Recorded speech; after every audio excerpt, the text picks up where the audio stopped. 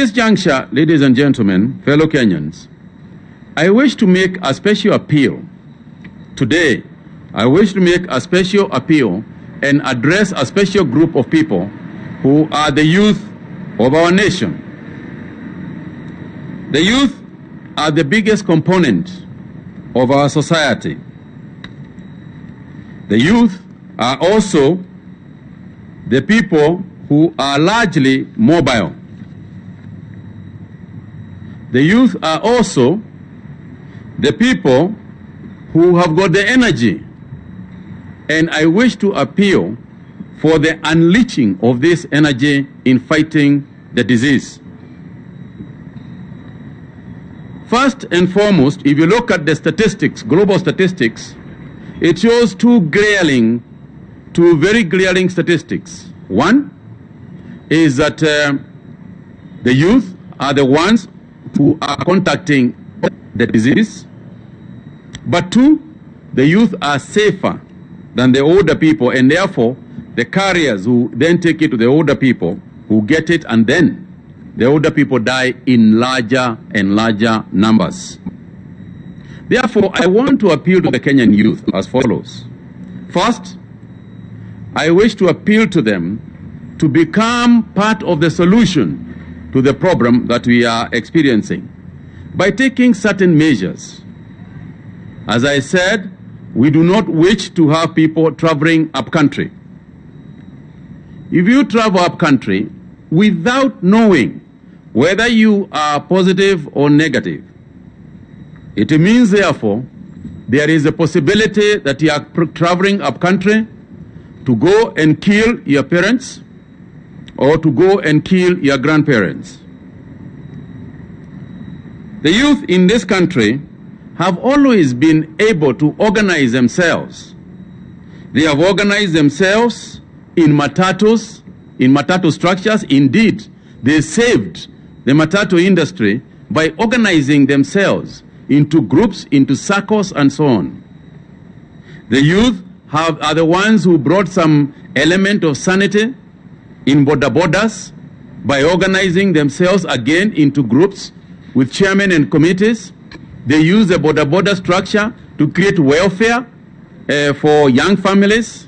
The youth have organized themselves in tuk-tuks, organizations, and managed to run that very well.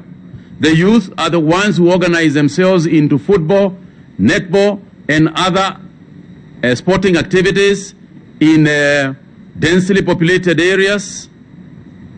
The youth are the ones who are running markets. Young people are the ones who run markets. They are the ones who sell vegetables and bring them to the market ladies. So, in other words, I am saying that if we organize ourselves in a similar format, if the youth take the responsibility of organizing themselves in similar format in the fight against coronavirus, they can reach a new impetus.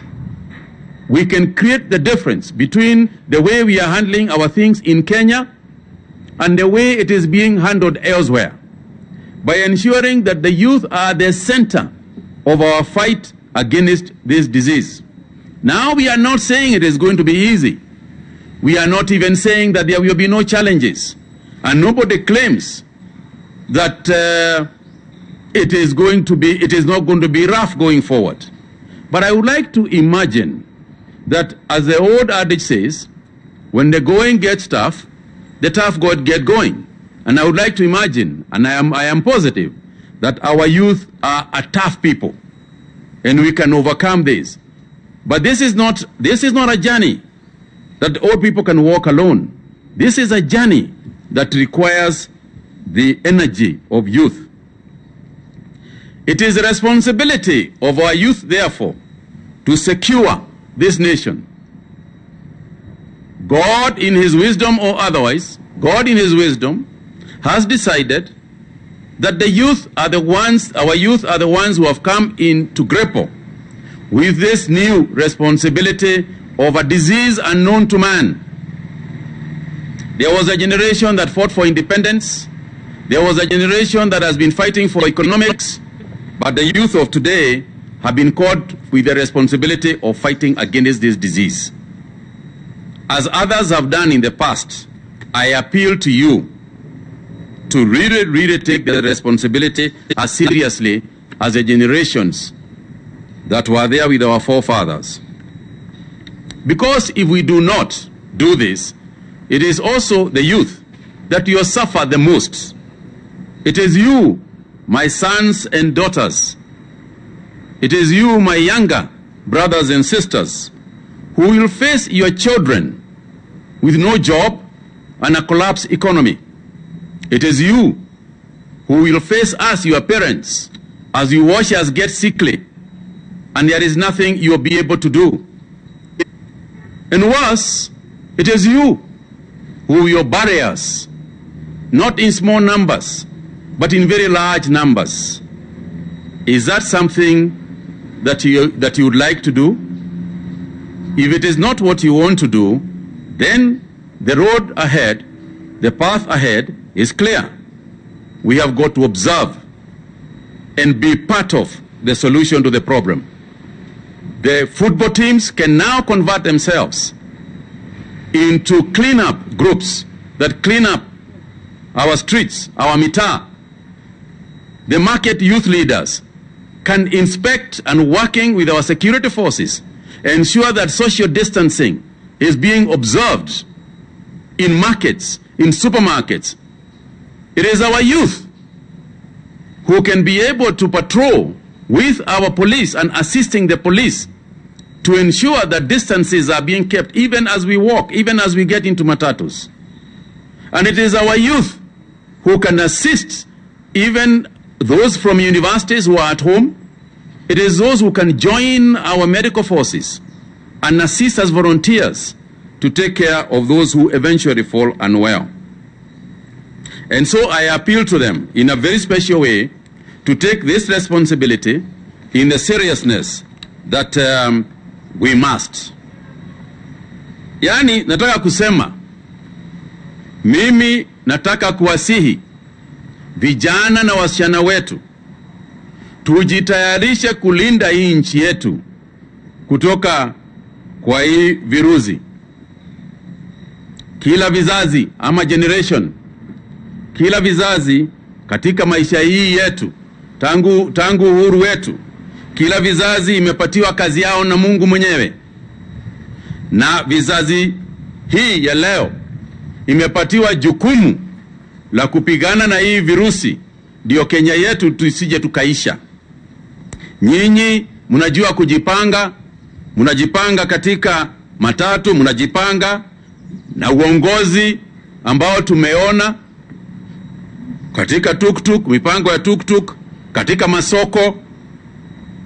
Na jukumu ile imepata vijana wakati huu ni kuokoa sisi wazee na kujiokoa nyinyi wenyewe. Tusipofanya hivyo, wale ambao watakuwa na shida kubwa ni nyinyi vijana, ambao ni watoto wangu na ni watoto wetu. Ni nyinyi ambao mtaanza kuwa na shida ya kuangalia mtoto akiwa mdogo na hana chakula, ama wewe mwenyewe una kazi, kwa sababu uchumi wetu utaathirika na kufa. Ni nyinyi vijana wetu ambao tusipofanya vile tunasema, mtaanza kuwa na wazazi kama mimi na wengineo ambao watakuwa wagonjwa. Na mzazi, wale wazee, mzee hawezi kuchunga mzee. Ni vijana wetu wataanza kutushunga sisi wenyewe. Na tukiendelea hivyo, tusipojihadhari, basi nyinyi vijana wetu, vijana na wasichana wetu, nyinyi jukumu lenu ndio itakuwa kutuzika sisi wazazi wenu. Na mimi nafikiria hakuna muyouth hata mmoja anaweza kutaka ama kupenda kuwa na hiyo kazi ngumu sana. Kwa hivyo jameni, mimi nawasihi sana, tujipange kwa mitaa,